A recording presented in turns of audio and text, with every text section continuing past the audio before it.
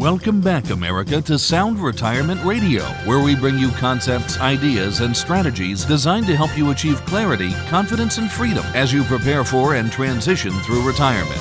And now, here is your host, Jason Parker. America, welcome back to another round of Sound Retirement Radio. So glad to have you tune into this episode, number 404. The title of the show is 5 Smart Reasons to Start Social Security Early.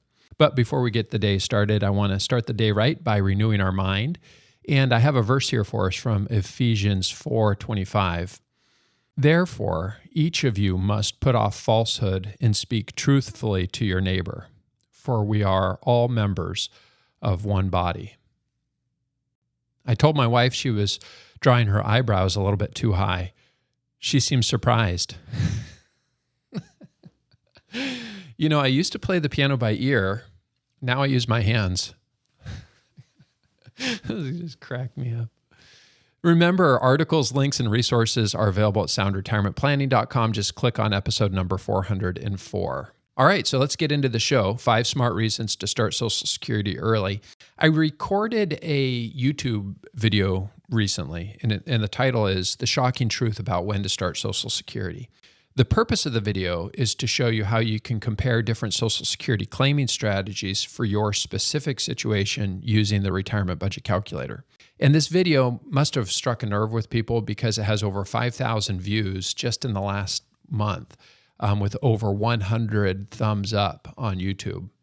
In the video, and in the specific example, I show how starting Social Security at 62 not only produced the smallest monthly benefit, the lowest lifetime Social Security income, and the highest amount of lifetime taxes, but it also resulted in having the least amount of money at death. What was interesting about this analysis in the video is that after posting it to social media, many people argued that starting Social Security at 62 was the better time to start Social Security, even when the data for this example shows otherwise. And I'll include a link to the video in the show notes if you're interested. One thing I noticed in the comments was that people who had already made the Social Security claiming decision felt a need to justify their decision. Other people made fear-based arguments. Some people made emotional arguments. And one of the challenges with personal finance is that it really is personal, and the numbers depend on your specific situation. When we make decisions based on rules of thumb, emotions, fear, and greed, then we are potentially missing out on maximizing our lifetime financial outcomes. I try to encourage people to just analyze the data or have someone help you analyze it and make a thoughtful decision based on the facts. Let me give you an example of some of the comments that I received on the video. One person said, "No male in our family of 5 brothers has lived past age 83. One person passed away at age 73. Another person said, "There's no way to optimize Social Security. You're dealing with unknown endpoints." This gentleman said, "Ask yourself a question. Why would Social Security offer you an incentive to wait? Is it really better for you or is it better for them? Think about that. Do you really think they want what's best for you? They play into your greed because they know many people will fall for it. Look, it's your money, so why don't they just give it to you? Because they know enough people will die before getting any money, and that's better for them. You see, they have already spent the money they have took from you, and now they have to pay you with money they took from someone else. They just keep kicking the can down the road. Get the money back as soon as you can. Waiting is a sucker's bet. Don't fall for it." The next person said, "If you need it at 62, then take it and live. If you don't need it at 62, then take it and invest it. The only way wait works is if you don't need it. Break even for wait is about age 81. Wait gives you bigger checks, but fewer of them. Cut a pizza into 6, 8, or 10 slices, and it remains forever one pizza." The next person says, "The truth is, you should take your money back on the very first day it's made available to you, even if you don't need it. Take it and reinvest it. Remember, more per month does not mean more total." Now, here are a few key phrases to help you know if you're about to make a Social Security mistake. Number 1, my friend said. Your friend's situation is likely different than yours. Hopefully, your friend says, "My financial advisor analyzed all of the options and came up with a game plan that we're comfortable with." Anything other than that may make for an interesting conversation, but it's not the right way to make this important decision. Number 2, the government is broke. Get what you can while you can. Allowing fear and emotions or political leanings to drive your financial decision-making is usually a bad idea, even when there is some truth associated with the argument. I don't want to downplay that we have over $30 trillion of debt in the United States. We're in a financial hole and we keep on digging. And there's no denying that we have a debt and spending problem. Fitch just downgraded the U.S. debt, and our elected leaders act as if it does not matter. The canary is wheezing in the coal mine, and the miners say, let's just keep on digging. But here's the deal. This is not a cataclysmic event for most people. There is no need to go buy a bunch of gold, MREs, and build a bunker in your backyard. We just need to create a plan and see if your numbers will work if Social Security is cut and or taxes go up. If Social Security is unable to pay 100% of benefits in 2034, you might experience a reduction in your Social Security. Would you rather take a reduction on a reduced benefit or on a full benefit? If you're under age 50 and a millionaire, I'd recommend you build a model to see if your retirement plan works with a significantly reduced future Social Security benefit. There's no sense in worrying about this. We just make a plan, have a contingency in place, and make the best hand of the cards we are dealt. Number 3, it's impossible to know if you're going to die, so take it as soon as you can. We may not know for sure, but we can come up with an educated guess about life expectancy. Stuff happens, people die, but people live too. Planning around Social Security is not usually done because you're worried about dying too early. It's about planning for the possibility that you live a long time. A few tools that you can use around life expectancy are, number 1, Wolfram Alpha Computational Intelligence Engine. A man age 60 in the USA has an average life expectancy of 81.98 years. He has a 76.2% chance of dying before age 90.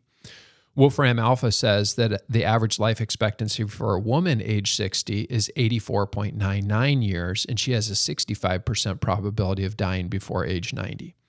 Another tool you can use is the Society of Actuaries Longevity Illustrator or the Social Security Life Expectancy Calculator. And I'll include links to all of these resources in the show notes, as well as a video on how to use the Society of Actuaries Longevity Illustrator tool. Number 4, I ran the Social Security calculators, and they say to start at age blank, blank, blank. All of the Social Security calculators that I've seen are simply looking at a break-even analysis or how to get the most money out of Social Security over 1 or 2 people's life expectancy. And that's a good starting point. But what's even better is to use your retirement plan to help inform the best strategy for your specific situation. Only looking at optimizing Social Security without the context of your entire plan is failing to see the forest through the trees. That's why in my new video, we look at Social Security, but also consider lifetime taxes, which strategy leaves you with the largest nest egg at death.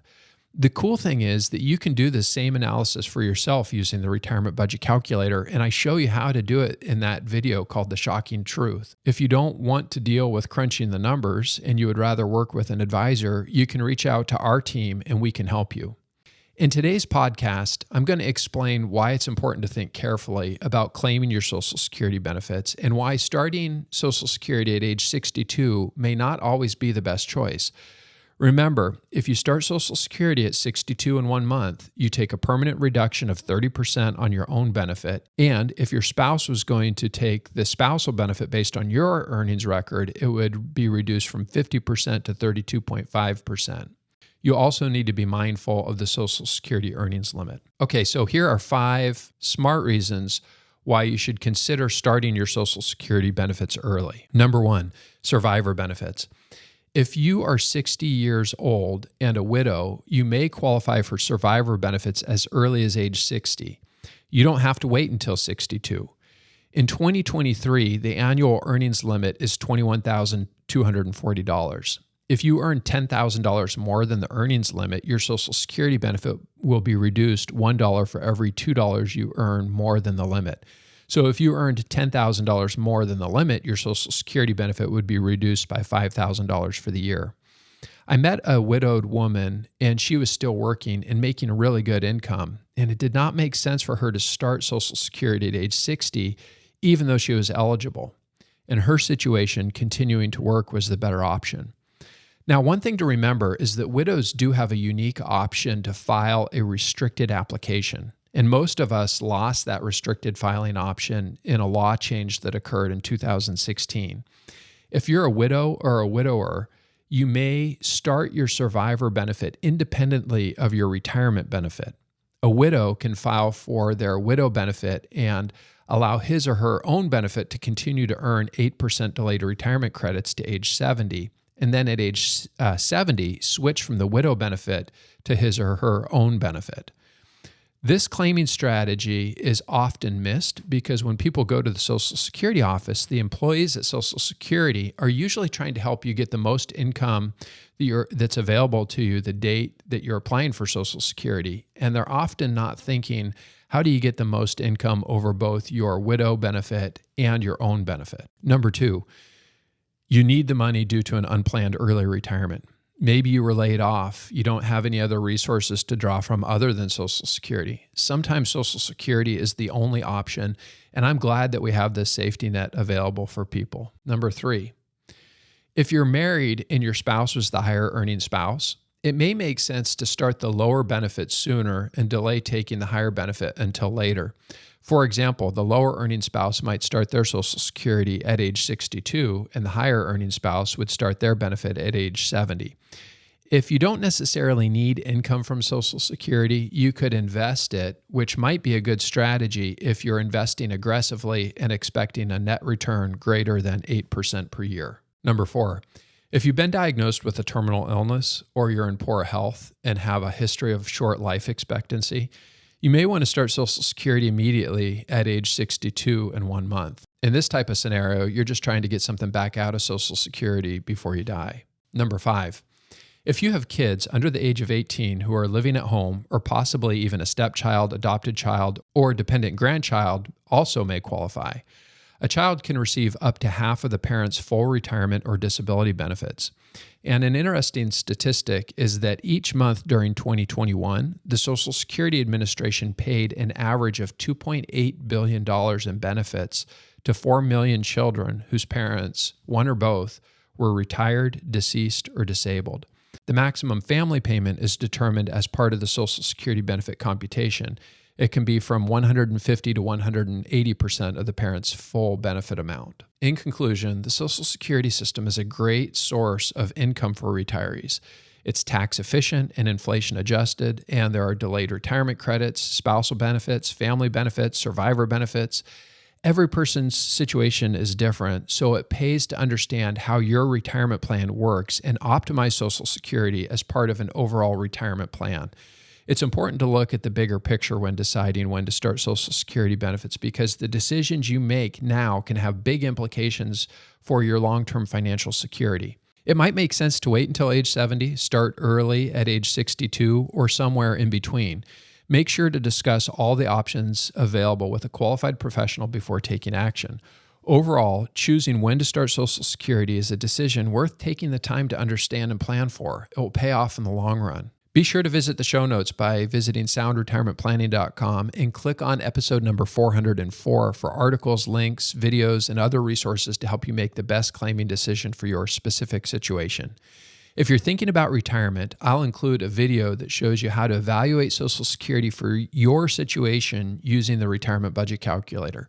I'll also include a link to a video that teaches you how to use 2 free tools, Open Social Security and SSA.tools, so that you can learn how to evaluate your own Social Security benefits. Finally, if you're within 5 years of retirement, I recommend you read my new book, Retirement Calculator: How Much Money Do I Need to Retire? And it's a great companion to the tool that we built, the Retirement Budget Calculator. I'm confident that when you understand the options available to you and how much money is at stake, you'll be able to make the best decision for your retirement plan. Information and opinions expressed here are believed to be accurate and complete, for general information only, and should not be construed as specific tax, legal, or financial advice for any individual, and does not constitute a solicitation for any securities or insurance products. Please consult with your financial professional before taking action on anything discussed in this program.